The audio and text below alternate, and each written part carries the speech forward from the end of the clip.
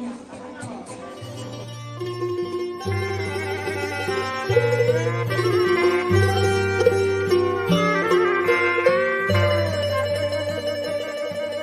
นผู้ฟังกำลังให้เกียรติรับฟังสถานีวิทยุเจียงใหม่มหานคร FM 107.25 เมกะเฮิรตซ์อันดับต่อจากนี้ไปเจิญอู้จ๋ากำเมืองกับดีเจคำเพชรเจ้า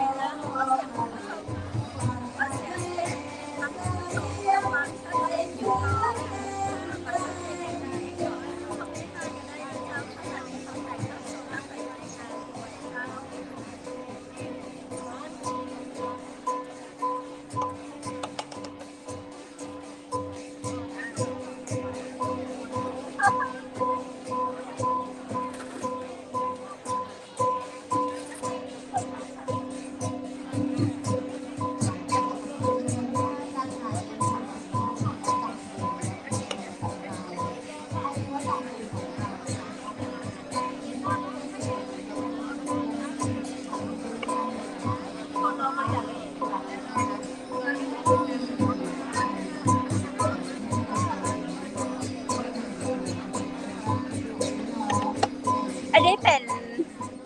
ลำโตนะเจ้าคุณผู้ชมซึ่งตอนนี้เนาะท่านผู้ว่าราชการจังหวัดท่านก็กำลังชมการแสดงลำโตนะเจ้าท่านก็เจ้าท่านใส่เสื้อสีม่วงอยู่ไก่น้อยนึง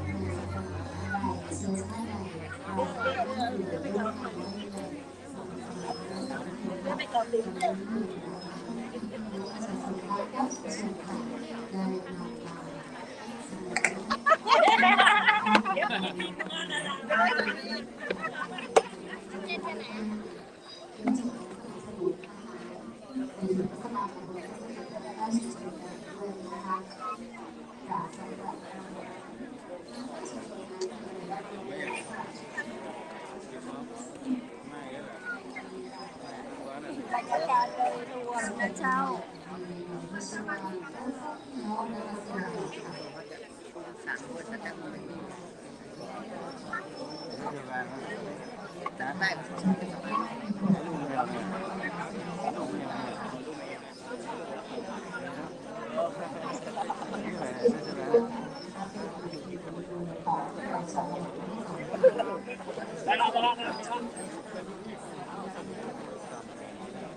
วั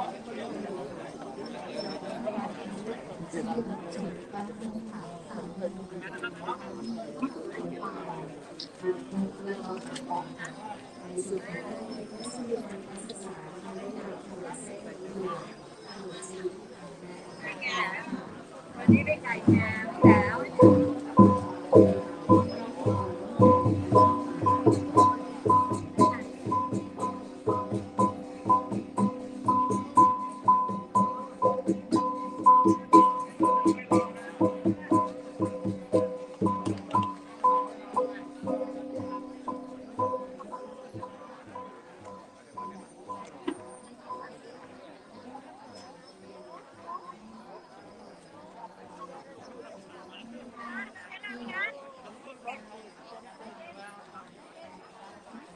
ไม่สนใจเลยนะ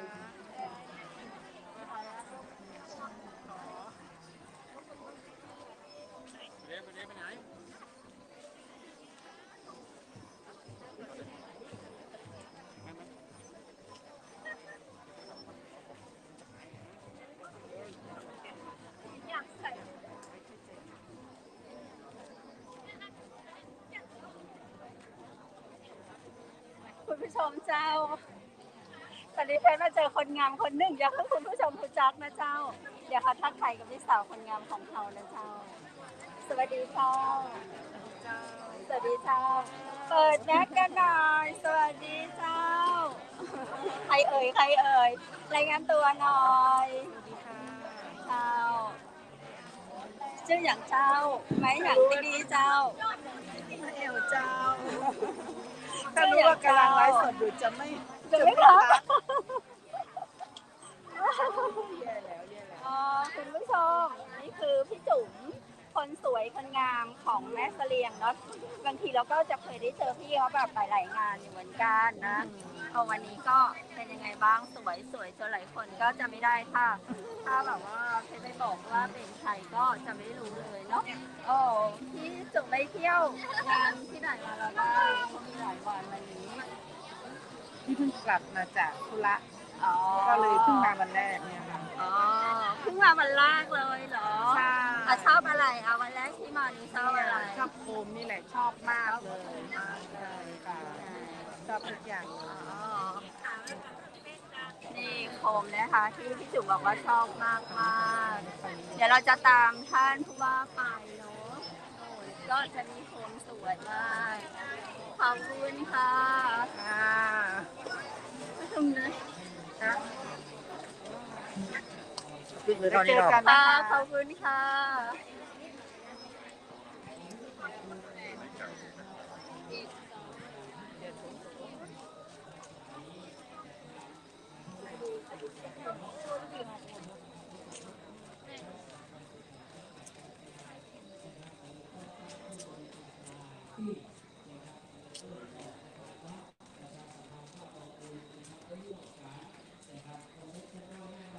คุณผู้ชมเจ้าเห็นกันว่าคมที่หน้าเปิงอกเปิงใจขนาดเลยซึ่งเป็นคมที่เหมือนที่พี่จุ๋มบอกเขาตะกี้เนาะว่าสิ่งที่ชอบที่สุดในงานนี้ก็คือคม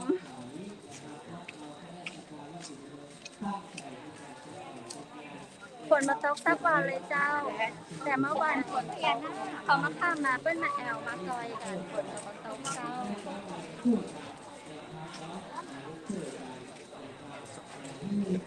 คือตอนนี้คนน่าขนาดเลยนะเจ้าต่อไปนะครับแขกบ้านแขกเมืองมาเองเว้นนะครับเป็นหน้าเป็นตานะครับเป็นที่อนุโมทนาบุญของอำเภอแม่เสลียงนะครับในโอกาสค่ำคืนนี้ขอได้อนุโมทนาบุญทุกกองบุญได้เติมน้ำมันตะเกียงนะครับได้ร่วมนะครับในการเป็นเจ้าภาพเจ้าศรัทธา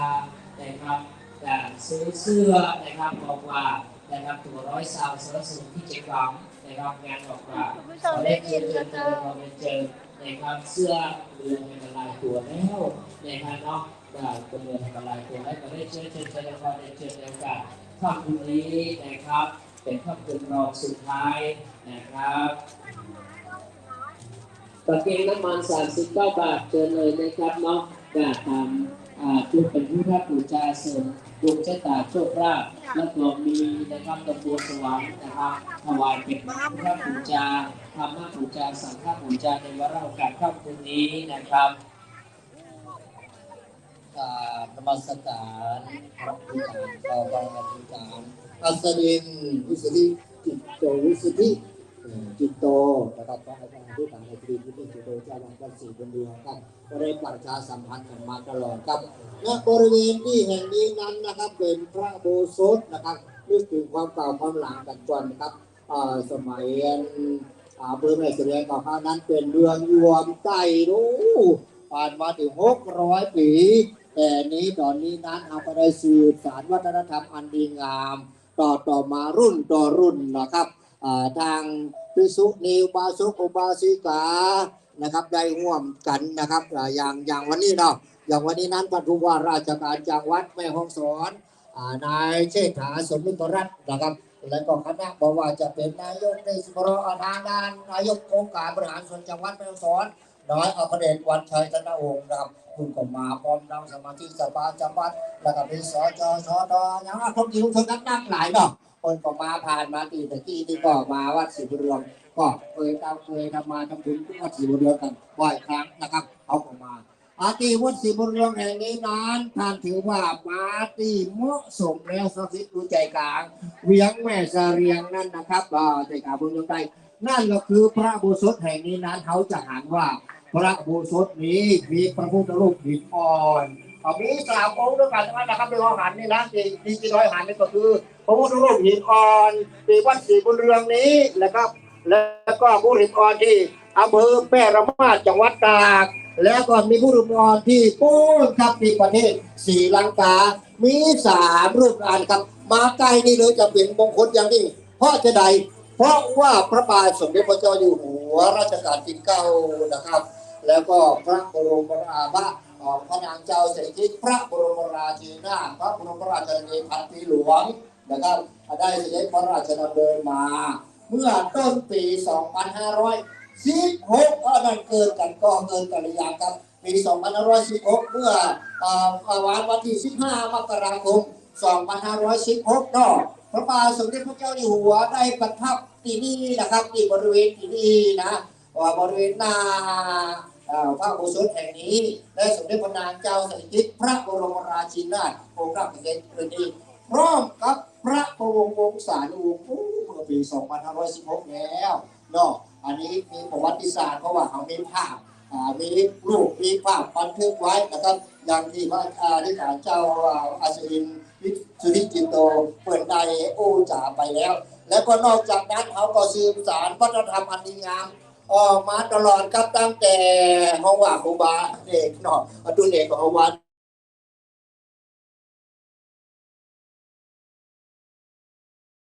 แล้วก็เจ้าคณะตำบลเนาะท่านก็อ่านว่ารู้สภาโครุสอนมันจะบุญเจ้าคณะตำบลเป็นเสียงอดีตนะครับเนาะเพื่อนก็รักษากันต่อมานะครับแล้วก็มีลูกศิษย์ลูกหาสืบทอดกันมาพระอธิการปัจจุบันคือบริการอัศวินวิสุทธิจิตโตก็เป็นลูกศิษย์ลูกหาดำเนินการต่อมาเขามีโรงเรียนด้วยเนาะโรงเรียนที่สอนนี่นะครับเนาะมีโรงเรียนพระปริยัติธรรมมหาวิทยาลัยบุรีอันนี้สอนตอนนี้รู้สามารถมีนักดีนักมาลูกหลานของเราจบตั้งแต่ป .6 มาแล้วมาเรียนม .1 ต่อเนี่ยนะม .1 ถึงม .6 ม .3 มาอย่างนี้นะเขาจะเรียนต่อด้วยบ่ต้องเสียค่าใช้จ่ายกับเรียนฟรีส่งถึงมหาวิทยาลัยคือยกมหาวิทยาลัยจะเอามหาวิทยาลัยมหาจุฬาลงกรณราชวิทยาลัยก่อนโอ้โหมหาวิทยาลัยมหาจุฬาลงกรณราชวิทยาลัยตัวนี้ก็เป็นที่นิยมสร้างสอนทางคฤหัสถ์ทางบรรจุสามเณรยกกันครับจะเป็นยาดียาโทยาเอกเลยนะครับก็อันนี้นะครับและก็จากนั้นแล้ว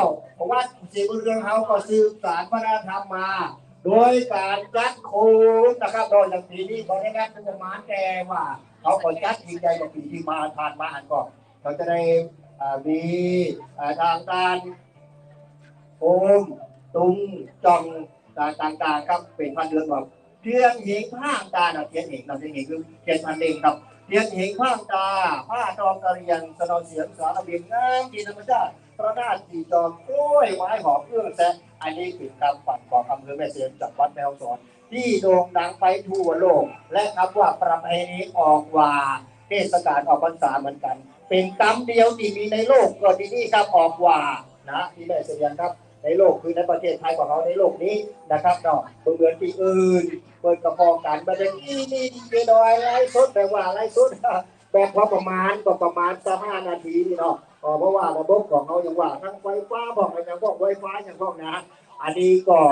มันคัดคลองไปนะครับก็ได้พอได้ก้อยกันโอ้มีพี่น้องประชาชนอยู่ต่างจังหวัดก็ได้มาเพราะว่าเขามาได้จัดงานอย่างวัดศรีบุญเรืองแห่งนี้ก็ถึง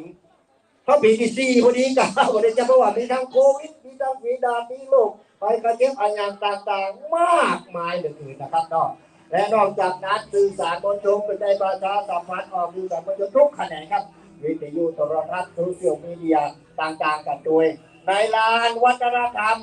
ที่ผ่านมาใกล้ๆกันนี่ครับวัดศรีบุญเรืองวันนี้วัดจอมสูงตอนนี้นะครับเพื่อพี่น้องประชาชนได้ปูจาอย่างต่างๆนี่ครับแล้วเดชนาสถานเพราะว่าเขาจะมีเขียนป้ายไว้เป็นที่เรียบร้อยครับมากินครับอาหารขนมนมน้อยคนดงคนเดียวของเปรี้ยวของหวานเนี่ยเป็นเงินที่เขาเข้าสู่ถวายครับวัดครับเป็นบุญกุศลครับเพราะว่าเขาจะบริจาคอย่างกินอย่างเสื้อผ้าก็มีครับเนาะเสื้อเนี่ยครับเป็นแปลงมานี่เสื้อออกว่าสีขาวใส่แล้วสบายใจครับออกว่านะครับราคาแต่ไม่บอกเขาดื้อในตอนนี้เปิดอ่านนะครับประมาณ100 กว่าบาทอันนะครับเนาะอันนี้นอกจากนั้นแล้วก็มีสอนไม่ได้ของเขาส่งเสริมในการศึกษาลูกหลานของเขาก็จะได้เรียนการครับเรียนโดยสมยศมาหลายรุ่นแล้วได้เป็นเยาวชนที่ดีนะครับมีศีลธรรมได้เรียนนักธรรมตรีธรรมโทนักธรรมเอกครับแล้วก็เรียนบาลีเป็นมหาปริญญาประเด็น1ประเด็น2ประเด็น3ประเด็น4ประเด็น5ประเด็น6ประเด็น8 9อย่างก็ดีเจดอยนี่ก็เรียนมานะครับยกมหาจุฬาเหมือนกันนะครับดีเจดอยนี่ยกมหาจุฬานะครับรุ่นเก่าขนาดนักละนะครับน้องแล้วก็ได้เรียนดำเรียนมาแล้วก็มาเรียนทำโดยมายกมานะครับปริญญาตรีปริญญาโทยกมาทางด้านอันนี้เหมือนกันนะครับดีดูเอกยกกับเนี่ยก็คือเนี่ยอันนี้ลูกหลานเขาเนี่ยที่เป็นบุญกุศลครับเพราะว่ารบคนดีกว่าลบยาเขาส่งเสริมลูกหลานของเขาได้เรียนต่อนี่ครับอยู่ซึ่งทางการบริการก็อ่านเป็นห้องว่าบางครั้งเอาเขาห้องก่อนแล้วก็จะที่เจ้าบ้านเขาสะดุดเนาะทุกวันนี่เนาะก็คือบริการอัศดินวิสุทธิจิตโตนี่นะคนก็ว่าส่งเสริมเพื่อละมาหมดขับว่าจะเป็นลูกหลานบ้านเขาเจ้าดอยมาบวชมาอยู่มานี่นะครับเป็นสามเณรภาคกุรุร้อนอาจจะสิ้นไปเมื่อใดแบบสิ้นแบบเรียนต่อครับเรียนต่อนะครับเขามีโรงเรียนพระปริยธรรมและนอกจากนั้นเปิดมีการปรับปรุงอย่างต่างๆเข้าไปพอไปคอยนะครับมีห้องต่างๆให้บอกกันนะครับทั้งทันสมัยยุคสมัยที่ว่าร่วมสมัยด้วยนะครับก็คือได้พอได้คอยทางปัจจุบันและก็ย้อนยุคนะครับย้อนยุคและปัจจุบันกันด้วยนะครับอันนี้มีหมดเลยนะครับเพราะว่าจะเป็นการบูชาอย่างอื่นนะครับหรือว่าข้าวปลาอาหารแล้วก็สิ่งต่างๆอยู่ในที่นี้นะครับทางโกงทางอย่างอันนี้แล้วแต่สาธุชนทั้งหลายเนาะจะเป็นใจพิกุมลงกุมลอยอย่างนะครับต่างๆจากบูชาอย่างนี้แล้วแต่จิตวิญญาณของสาธุชนทั้งหลายนะครับเนาะมีแบบต่างแบงสาวนี่จากบูชาก่อนจะฮือโอ้งามเป็นตุ่มกับโอ้แบงสาวนี่นะเนาะโอ้สีคิ้วเลยและนอกจากนั้นก็จะมีตั้งแล้วก็สำนักงานจิตแดงรัฐบาลสนับสนุนลอตเตอรี่อย่างต่างๆได้การบูชาก็คือบอกว่าครับก็แล้วแต่การแสดงมันเขียนป้ายว่าทำไมต่างป้ายบางทีเขาบอกว่าเอา39ก็จับ50 บาท100 บาทนะครับก็ว่ากันนะครับการกระบวนกุศลนะครับแล้วก็เป็น1,000 บาท500 บาทก็ว่าครับอันนี้เอามาทำบุญกุศลมาที่วัดนี่ก็จะว่าโอ้ผมมีสตางค์เข้าวัดมาได้บ่ใจจะอันนะครับมาที่วัดหมายถึงว่าเอามาห่วงบุญกุศลกันก็ต้องจ่ายเงินอย่างอื่นก็ได้นะครับมาซื้อข้าวปลาอาหารกินกระว่าครับดูกระวัดมันก็มาซื้อข้าวปลาอาหารขนมต้มเลยคนเดียวลูกชิ้นและข้าวปลาอาหารน้ำหวานกับข้าววัดข้าวหวานก็เป็นการส่งเสริมข้าวปลาอาหารนะครับไอ้ธรรมะวัฒนธรรมแล้วก็มีวัฒนธรรมสื่อและการเรื่องของเอาไปมาก็เป็น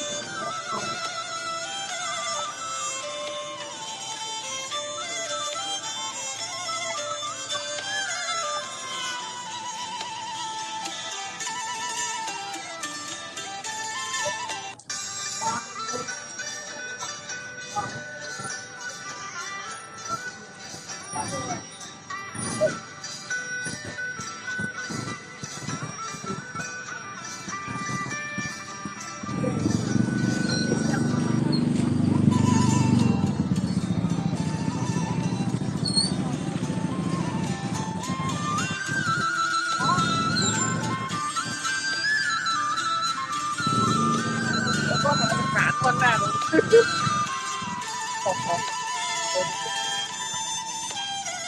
เอาอะไรไปฆ่าคน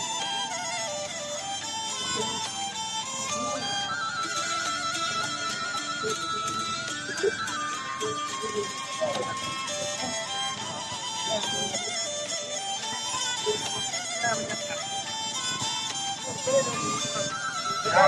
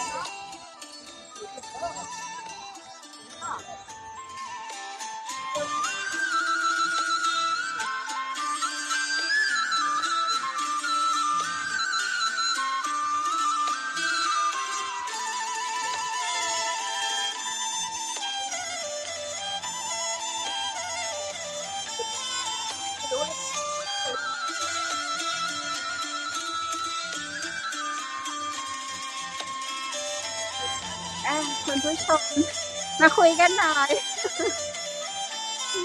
วันนี้เราอยู่ในงานอักวาที่แม่เสลียงนะเจ้า ตอนนี้ก็ไม่แน่ใจนะเจ้าว่าเสียงเพชรกับเสียงข้างนอกนี้เสียงใครจะได้ยินถึงคุณผู้ชมนะเจ้า กิจกรรมโดยทั่วไปก็จะเป็นการเดินชมโคมแล้วก็การประดับนะเจ้าเนาะใน3 วัดนะเจ้าตะกี้ที่เขาผ่านมานี้3 วัดคือแต่ละวัดก็จะมีการใช้เสียงเขาจะได้ยินนะเจ้าเสียงดีเจดอยของเฮาภาคตัวนะเจ้าตรงบริเวณตรงนี้ก็จะเป็นจุดที่จะมีกิจกรรมถนนคนเดินมีขายของเดี๋ยวเขาจะไปที่พิธีเปิดนะเจ้าตะกี้นี้คนค่อนข้างหนาแน่นมาก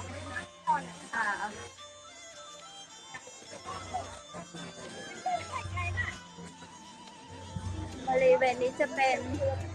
ด้านหลังของสถานีตำรวจนะเจ้าก็จะทำเป็นถนน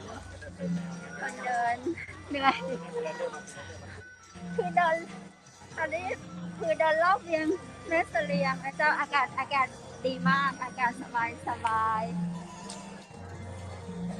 วันนี้เรามานอกสถานที่มาแบบภาคพื้นดินเต็ม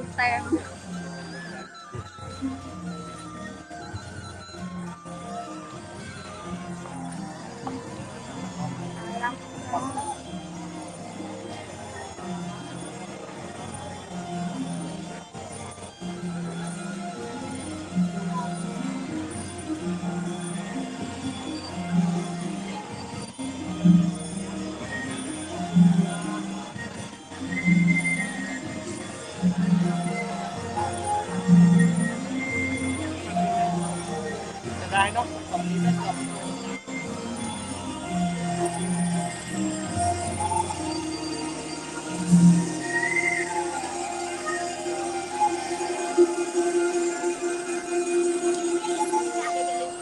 สำหรับการแสดงขอถูกถามได้ทางรายงานนะคะจากนักเรียนชุมนุมนาฏศิลป์โรงเรียนของสวนที่ทางการนะคะ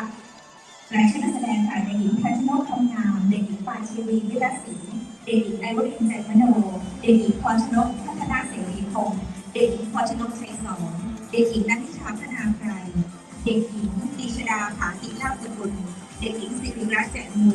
เด็กหญิงกฤษพันธ์เจริญรัตน์เด็กหญิงพิมชนกพาทลักษณ์เด็กหญิงกิติยาสถาพิตานนท์เด็กหญิงรัตนันท์ร่มประยุวงศ์เด็กหญิงอนุทัยคงอ้ายเด็กหญิงกมลพรจันทราเด็กหญิงณัฐการรับผิดนาและเด็กหญิงนัทธิการพฤกษามงคลอำนวยการแสดงโดยท่านผู้บริการที่ศักดิ์บุญเรียบและฝึกซ้อมการแสดงโดยนายขจรศักดิ์ ทีขุนทศค่ะ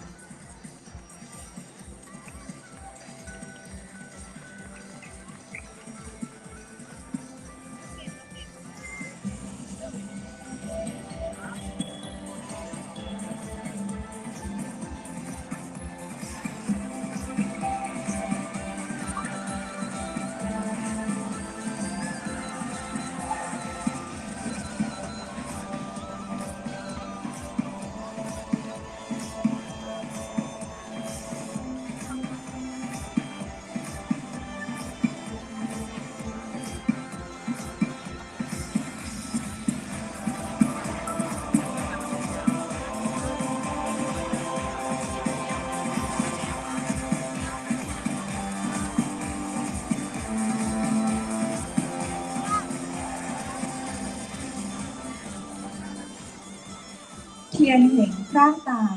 ผ้าทอกะหรี่สนอเสียงสารวินงามถิ่นธรรมชาติพระธาตุสีจอ กล้วยไม้หอมเรื่องแสง เรียนท่านผู้ว่าราชการจังหวัดแม่ฮ่องสอนท่านนายกเหล่ากาชาดจังหวัดแม่ฮ่องสอนหัวหน้าส่วนราชการและแขกผู้มีเกียรติทุกท่านครับยินดีต้อนรับเข้าสู่งานประเพณีออกหว่าเทศกาลออกพรรษาอำเภอแม่เสรียงประจำปี2565ครับผมประธานแสงใจครับศึกษานิเทศชำนาญการพิเศษสำนักงานเขตพื้นที่การศึกษาประถมศึกษาแม่ฮ่องสอนเขต 2ครับและดิฉันจิรพันธ์สืบเชื้อจิรกุลหัวหน้าสำนักปลัดกปต.แม่ขะตวนรับหน้าที่ดำเนินงานในค่ำคืนวันนี้ค่ะในโอกาสนี้ก็ได้เวลาสมควรแล้วนะคะขอกราบเรียนเชิญท่านประธานในพิธีค่ะท่านผู้ว่าราชการจังหวัดแม่ฮ่องสอนนะคะท่านเชษฐาโมศิกรัตน์ได้ขึ้นมาบนเวทีนะคะเพื่อรับคำกล่าวรายงานนะคะจากท่านณัฐวุฒิคำวังสวัสดิ์รองปลัดเทศบาลตำบลแม่เสรียงรักษาราชการปลัดเทศบาลตำบลแม่เสรียงปฏิบัติหน้าที่นายกเทศมนตรีตำบลแม่เสรียงและขอโอกาสนี้ขอการเป็นเชิญหัวหน้าส่วนราชการนะคะขึ้นบนเวทีนะคะยืนหลังท่านผู้ว่าค่ะขอการเป็นเชิญค่ะครับขอการเป็นเชิญทุกท่านเลยนะครับ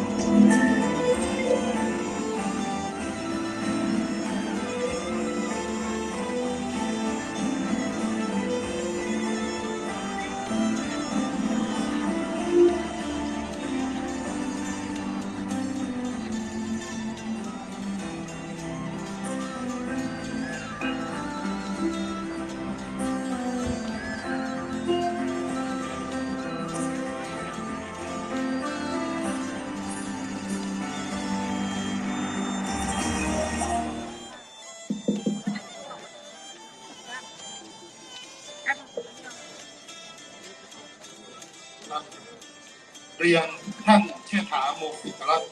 ผู้ว่าราชการจังหวัดแม่ฮ่องสอนท่านจิรพรโมศิกรัตน์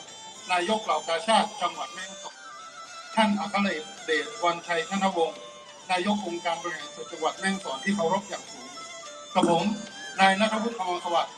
รองปลัดเทศบาลตำบลแม่เสรียงรักษาราชการแทนปลัดเทศบาลตำบลแม่เสรียงปฏิบัติหน้าที่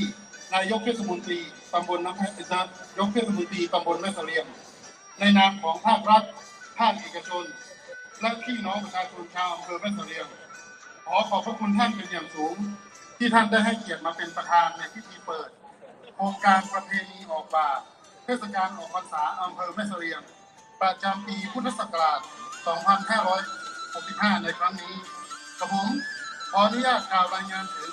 ความเป็นมาและวัตถุประสงค์ของการจัดงานโครงการประเพณีออกบ่าเทศกาลออกพรรษาอำเภอแม่เสรียงโครงการประเพณีออกบ่าเทศกาลออกพรรษาอำเภอแม่เสรียงจัดขึ้นในวันออกพรรษาขึ้น15 ค่ำเดือน 11ซึ่งพี่น้องชาวอำเภอแม่เสรียงจะร่วมทำบุญตักบาตรในช่วงเช้ามืดเป็นเวลา3 วันเป็นประเพณีที่สำคัญโดยสืบทอดกันมาอย่างยาวนานอีกประเพณีหนึ่งของชาวอำเภอแม่เสรียงโดยมีวัตถุประสงค์ดังนี้ 1. เพื่อสืบสานและอนุรักษ์ประเพณีออกบ่าให้คงอยู่คู่ชาวอำเภอแม่เสรียงตลอดไป 2. เพื่อเพิ่มมูลค่าทางเศรษฐกิจการท่องเที่ยวของจังหวัดแม่ฮ่องสอน 3. เพื่อประชาสัมพันธ์การท่องเที่ยวเชิงวัฒนธรรมของจังหวัดแม่ฮ่องสอนโดยเฉพาะประเพณีออกบ่าของอำเภอแม่เสรียงให้เป็นที่รู้จักอย่างแพร่หลายโครงการประเพณีออกบ่าเทศกาลออกพรรษาอำเภอแม่เสรียงประจำปีพุทธศักราช 2565 จัดขึ้นในระหว่างวันที่ 9-11 ตุลาคม 2565 ซึ่งภายในงานจัดให้มีกิจกรรมต่างๆดังต่อไปนี้ 1. กิจกรรมลานวัฒนธรรมกาดมวกวอหอม 2. กิจกรรมการแสดงศิลปะทางด้านประเพณีวัฒนธรรม 3. กิจกรรมประเพณีขบวนแห่เทียนเหง 4. กิจกรรมตักบาตรตอนตี 4 5. กิจกรรมจัดนิทรรศการจากทุกภาคส่วนซึ่งกับผมคาดว่างานนี้ได้รับความสนใจจากพี่น้องประชาชนนักท่องเที่ยวเป็นอย่างดียิ่งท้ายที่สุดนี้กับผมในฐานะคณะผู้จัดงานประเพณีออกบ่าข ขอบพระคุณท่านเชษฐาโมฟิกรัตน์ผู้ว่าราชการจังหวัดแม่ฮ่องสอนที่ได้ให้เกียรติมาเป็นประธานในพิธีเปิดโครงการประเพณีออกบ่าเทศกาลออกพรรษาอำเภอแม่เสรียงประจำปีพุทธศักราช 2565 และขอบคุณองค์การบริหารส่วนจังหวัดแม่เสรียงการท่องเที่ยวแห่งประเทศไทยสำนักงานแม่ฮ่องสอนอำเภอแม่เสรียงองค์กรปกครองส่วนท้องถิ่นหน่วยงานและภาครัฐเอกชนบัดนี้ได้เวลาอันเป็นมงคลเลิกแล้วกับผมขอเรียนเชิญท่านประธานได้กล่าวเปิดงานโครงการประเพณีออกบ่าเทศกาลออกพรรษาอำเภอแม่เสรียงประจำปีพุทธศักราช 2565 ขอกราบเรียนเชิญครับผม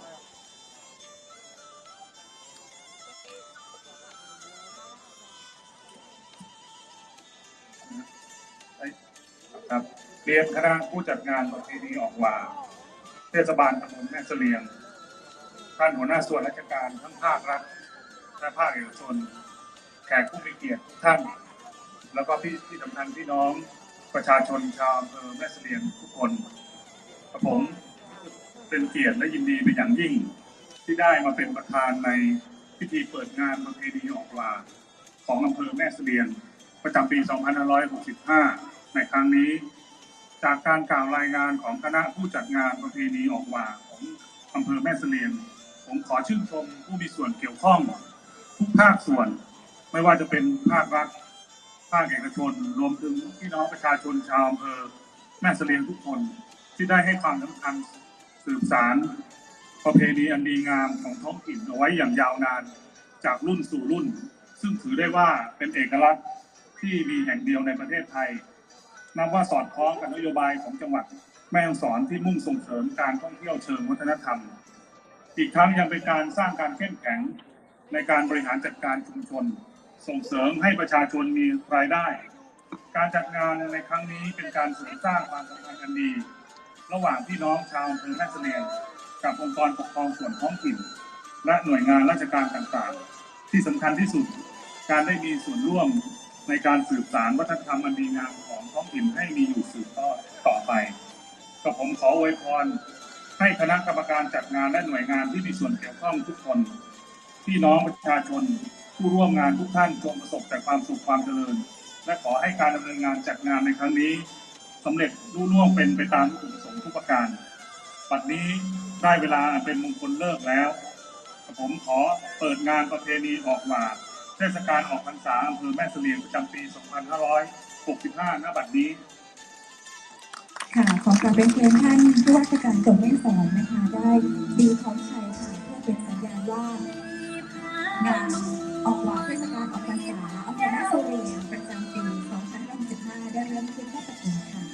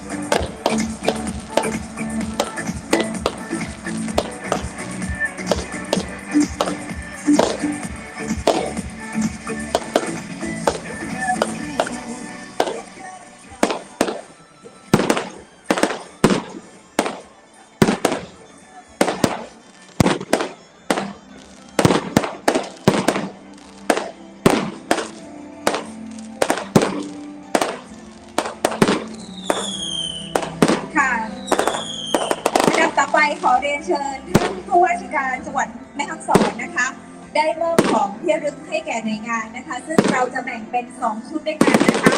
ชุดละ15หน่วยงานค่ะ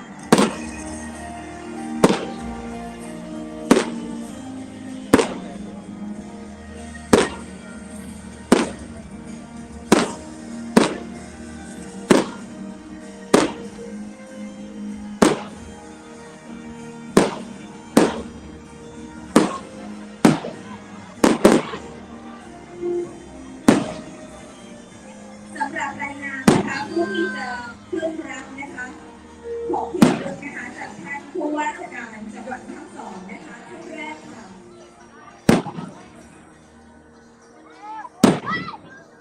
กับท่านจิรพรโกศิกรัตน์ครับนายกเหล่ากาชาดจังหวัดแม่ฮ่องสอนครับ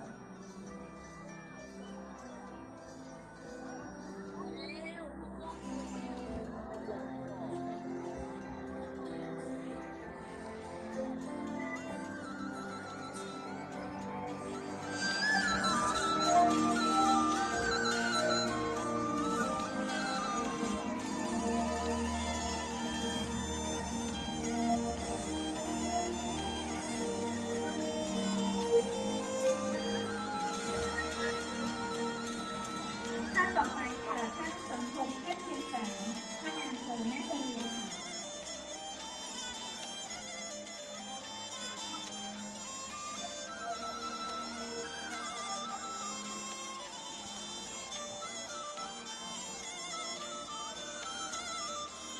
และต่อไปนะครับท่านวิรวัฒน์เด็กแสนอีกและ5ตำรวจแม่บุรีครับ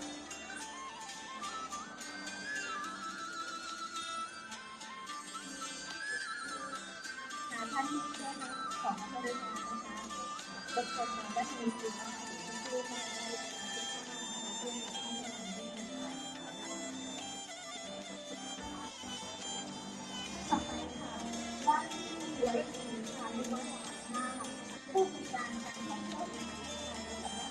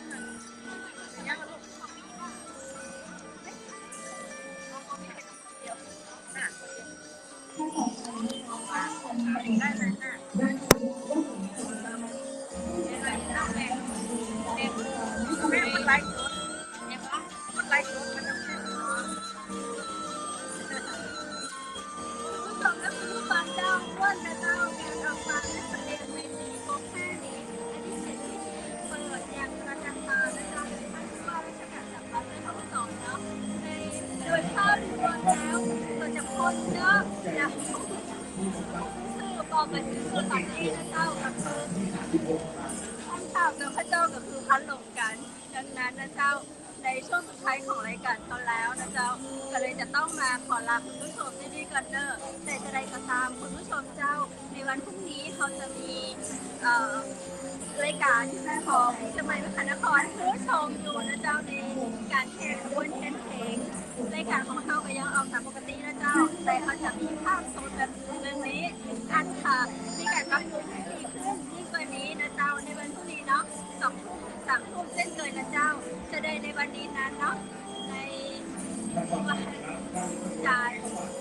10 เดือนตุลาคมเจ้าถามว่าตอนก่อนมันก็มีบ้างนิดหน่อยจริงๆอากาศปกติจะนักนะเจ้าเพราะว่าฝนกับมาตกเนาะม่วนเจ้าโดยภาพรวมเราจะบอกว่าม่วนขนาดเลยเนาะก็ขอขอบคุณนะเจ้าวันนี้ขอขอบคุณ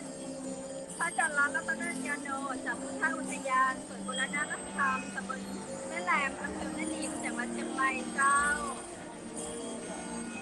และวันนี้ขอขอบคุณโรงแรมแม่เสลียงเวียงงามและเจ้าสองดองจอมพันข้างราคาประหยัดได้เนอะแอลเหนือแอลหนาวเจอเจ้าโรงแรมแม่เสลียงเวียงงาม053-621-444 เจ้าและวันนี้ขอขอบคุณมานาไฟเบอร์นะเจ้ามานาไฟเบอร์ผลิตภัณฑ์ที่ดูแลสุขภาพนะเจ้า1 วันละ 1 ซองก่อนนอนตื่นมานะเจ้าขอถ่ายซอกที่ปลูกก่อยุบที่ปลูกแบบนะเจ้าเนาะวันนี้ขอขอบคุณน้ำผึ้งแท้น้ำผึ้งตราสารวินนะเจ้าของฝากของที่ระลึกเนาะและใจแอลเหนือแอลหนาวนะเจ้าหมดละน้ำผึ้งแท้น้ำผึ้งตราสารวินเนาะแล้ววันนี้ขอขอบคุณ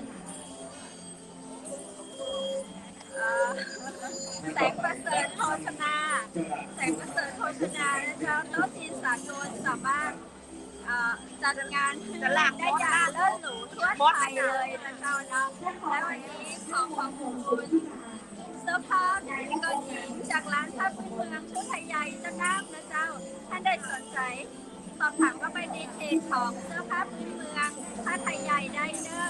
คุณผู้ชมและคุณผู้ฟังเจ้าวันนี้ข้าเจ้าดีเจสองเทศและทีมงานจังหวัดมหานครขอความร่วมมือท่านผู้ชมและคุณผู้ฟังนักๆนะเจ้าจะได้อย่าลืมกดติดตามเป็นกำลังใจให้กับทีมงานจังหวัดมหานครด้วยสำหรับวันนี้ขอคุณผู้ชมนอนหลับฝันดีราตรีสวัสดิ์เจ้าอันนี้พวกทิ้งน้ำกันจะไปเป็นสู้ไป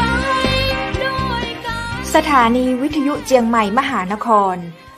107.25 เมกะเฮิรตซ์ ขอแสดงความห่วงใยและเป็นกำลังใจให้ทุกท่านในช่วงการระบาดของโรคโควิด -19 ในครั้งนี้เพื่อลดความเสี่ยงควรสวมหน้ากากอนามัยทุกครั้งล้างมือเป็นประจำขอให้อยู่ที่บ้านให้นักที่สุดด้วยความปรารถนาดีจากหมู่เฮาเจ้าเจียงใหม่มหานครสนับสนุนโดยกาแฟโกแม็กคอฟฟี่และโรงแรมแม่เสรียงเวียงงามโทร 053-621-444 และ 081-595-2883